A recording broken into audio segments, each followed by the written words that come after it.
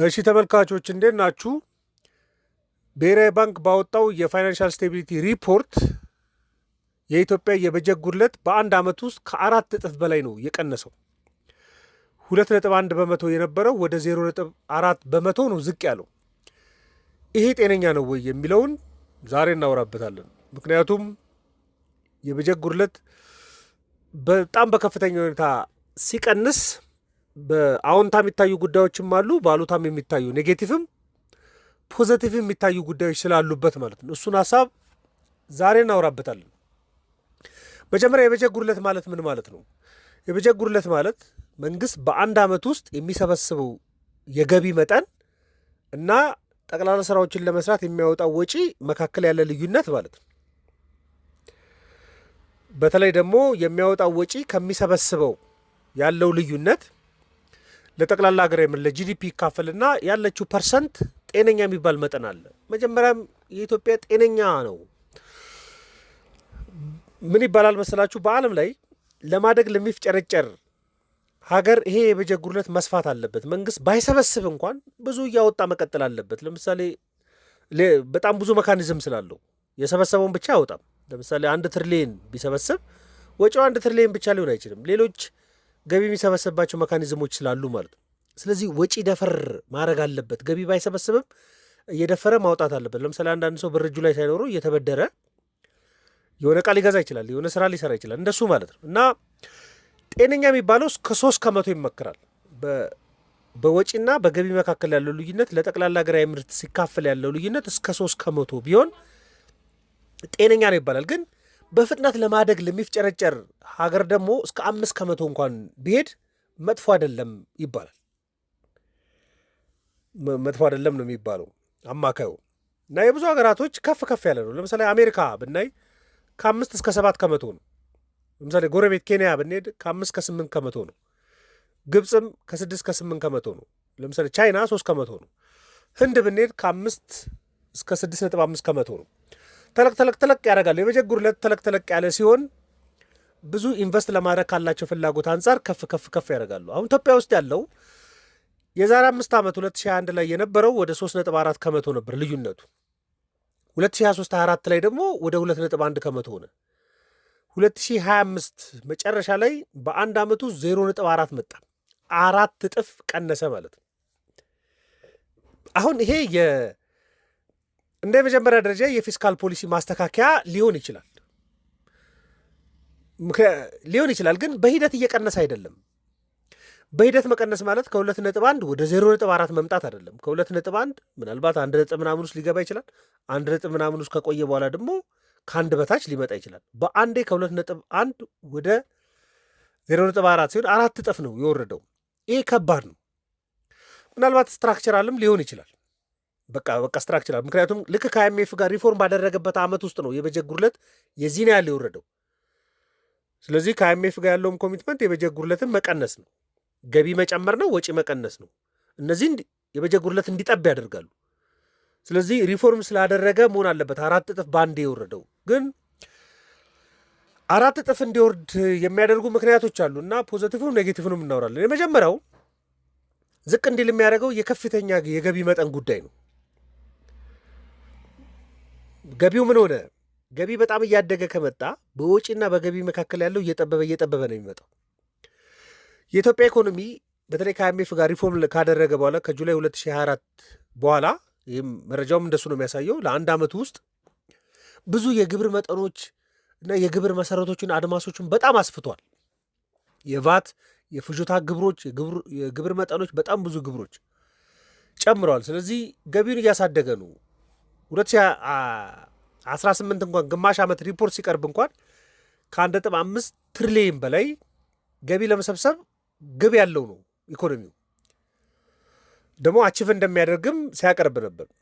የገቢ ዕቃዎች ላይ የቀረጥ የታሪፍ ክፍያዎች በጣም ጨምረዋል። ይህም ገቢውን እየጨመሩት ነው የመጡት።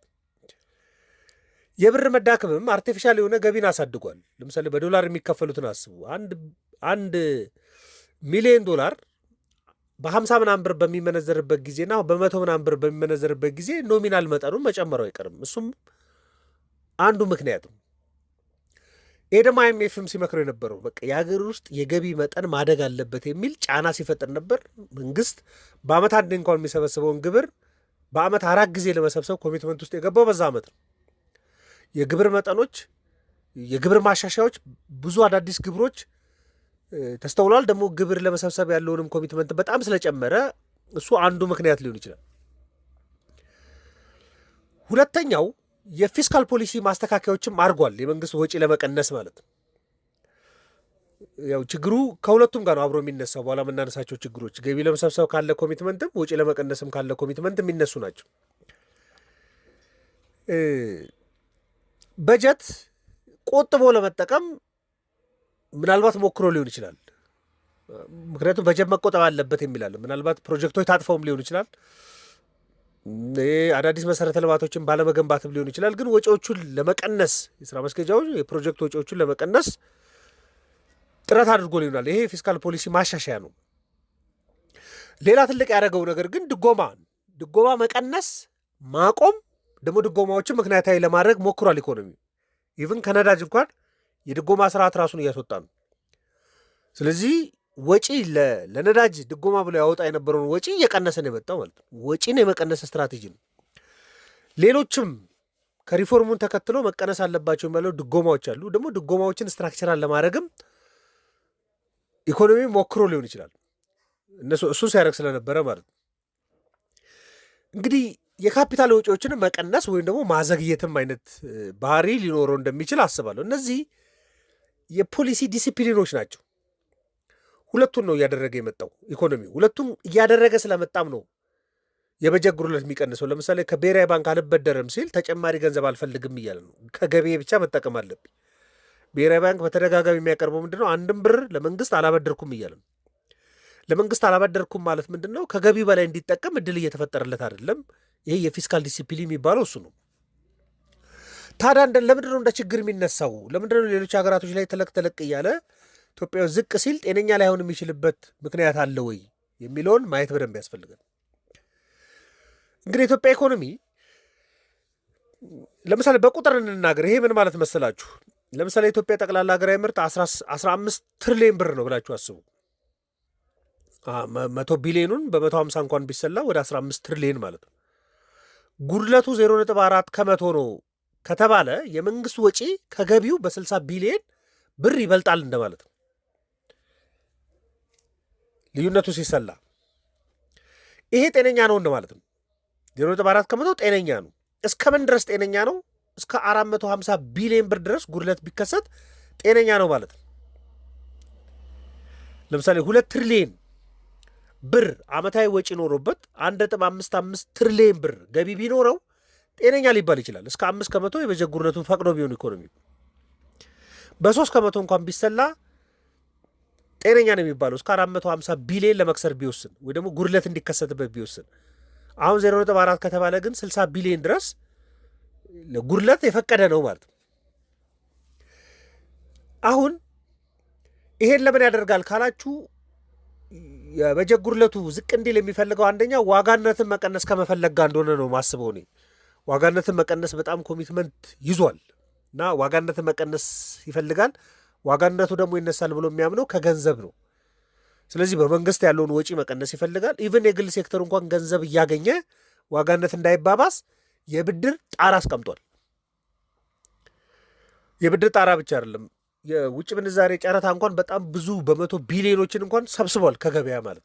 ስለዚህ ዋጋነትን ለመቀነስ በመፈለግ ምክንያት ወጪ እየቀነሰ ነው። ወጪ እየቀነሰ ሲመጣ ደግሞ የበጀት ጉድለቱ ዝቅ እያለ ነው። ዕዳ መቀነስም ፈልጓል። ዕዳ ነው ለምሳሌ ከብሔራዊ ባንክ የማይበደረው ዕዳ ለመቀነስ። የበጀት ጉድለት የሚፈጠረው አንዱ የበጀት ጉድለት እንዲሰፋ የሚያደርገው ምንድን ነው? መንግስት በቀላሉ ከሀገር ውስጥም እየተበደረ ከግምጃ ቤት ሰነድም እየወሰደ ከብሔራዊ ባንክም እየወሰደ ኢንጀክት ሲያደርግ ነው ወደ ገበያ ከገቢው በላይ። ስለዚህ ዕዳን ለመቀነስ ከመፈለገ አንጻር እንደቀነሰው ነው ማስበው እኔ። ግን ዋጋነት ለመቀነስም አስቦ ዕዳ ለመቀነስም አስቦ ወጪውን እየቀነሰ ሲመጣ አስፈላጊ የሚባሉ የመሰረተ ልማት ግንባታዎችን ከልክሎ አይደለም ወይ የሚለውን በደንብ ማሰብ ያስፈልጋል። ይሄ የበጀት ጉድለት ጥበቱ ኢኮኖሚያዊ ለውጥን እየከለከለ አይደለም ወይ? እሱ መፈተሽ አለበት ኔጌቲቭ ነው የሚባለው ለዛ ነው። አንዳንዴ ዋና ዋና የሚባሉ መሰረተ ልማት ግንባታዎችን አይ ወጪ ከማወጣ ብሎ ከልክሎ አይደለም ወይ? እንደዚያ ፕሮጀክቶችን አስቀርቶ አይደለም ወይ? አዳዲስ ፕሮጀክቶች ላለመስራት ወስኖ አይደለም ወይ የሚለው በደንብ መፈተሽ አለበት። የበጀት ጉድለቱ የመጣው ይሄን ከልክሎ ከሆነ ጤነኛ የማይሆንበት ምክንያት ስለሚሆን ማለት ነው። በቃ ትልልቅ የሚባሉ ማህበራዊ ድጋፎችን ቀንሶ አይደለም ወይ? ለምሳሌ የነዳጅ ድጎማን ቀንሶ የበጀት ጉድለትን ቀንሶ ሊሆን ይችላል። ግን የነዳጅ ድጎማ በመቀነሱ ኢኮኖሚ ፈተና ውስጥ አልገባም ወይ? የማምረታዊ ወጪ ውድ አልሆነም ወይ የሚለውን መፈተሽ ያስፈልጋል ማለት ነው። መሰረታዊ አቅርቦቶችን ቀንሶ አይደለም ወይ? በመንግስት ድጋፍ ይገቡ የነበሩ መሰረታዊ አቅርቦቶችን ቀንሶ አይደለም ወይ የበጀት ጉድለቱ እየቀነሰው? እነዚህ መፈታት አለባቸው። በዚህ አግባብ ከተመራ ስትራክቸራል ነው ሊባል ይችላል። ስትራክቸራል ከሆነ ደግሞ ጥሩ ነው ሊባል ይችላል። ግን ለአንድ ጊዜ ከሆነ ደግሞ ችግር ነው። ለአንድ ጊዜ ከፍተኛ ገቢ ለመሰብሰብ ባለ ርብርብ በአንድ ዓመት ውስጥ ለተከናወነው በሱ ምክንያት የበጀት ጉድለት ከቀነሰ ጤነኛ የማይሆንበት ምክንያት ይኖራል። ወጪ ለመቀነስ ካለ ኮሚትመንት አንጻር እድገትን የሚያፋጥኑ መሰረተ ልማቶችን በመከልከል ከሆነ የበጀት ጉድለቱ የቀነሰው ጤነኛ የማይሆንበት ምክንያት ይኖራል። ስለዚህ የበጀት ጉድለት ብቻውን ችግር መሆን አይችልም። ለምሳሌ ብዙ ሰው በግለሰብ አስቡት። አንድ ሰው በቃ በገቢ ብቻ ነው ለምሳሌ በወር 10 ሺህ ብር የሚቀበል ሰው ወጪው 10 ሺህ ብር ብቻ ከሆነ ጥሩ ሊባል ይችላል ለግለሰቡ። ነገር ግን ከገቢው በላይ ተበድሮ ወደፊት ሰርቼ ከፍላለሁ ብሎ ደግሞ ተበድሮ ቢዝነሶች የሚሰራ ንብረቶች የሚገዛ የሚንቀሳቀስ ሰው ሊኖር ይችላል። ያ ሰው ሞኝ አይደለም፣ ሰርቶ እንደሚከፍለው ስለሚያውቅ። የበጀት ጉድለት እንደዛ ነው የሚታስበው። ኢኮኖሚ ሰርቶ እንደሚከፍል የሚያስብ ከሆነ አዳዲስ ነገሮችን ክሬት እያደረገ ዋጋነት እንዳይባባስ ስልቶችን እየፈጠረ ኢንቨስትመንቱ ማሳደግ አለበት፣ የድህነት መጠኑን ቀንሶ መንቀሳቀስ አለበት ይባላል። ስለዚህ የበጀት ጉድለት ከፍ ማለቱም እንደ ኔጌቲቭ ላይ ይቆጠር ይችላል፣ ዝቅ ማለቱም እንደ ፖዘቲቭ ላይ ይቆጠር ይችላል። ስለዚህ 0.4 እጥፍ የቀነሰው ጠቅላላ ኢኮኖሚውን ጎድቶ አለመሆኑን በደንብ ማረጋገጥ ያስፈልጋል። ግን ዳታ ላይ የተቀመጠው መረጃ ይሄንን ነው የሚያሳየው። ማንኛውም ሀሳብ አስተያየት ካላችሁ አምታችሁ ልንወያይበት እንችላለን። ለነበረን ቆይታ በሙሉ ከልብ አመሰግናለሁ። መልካም ቀን።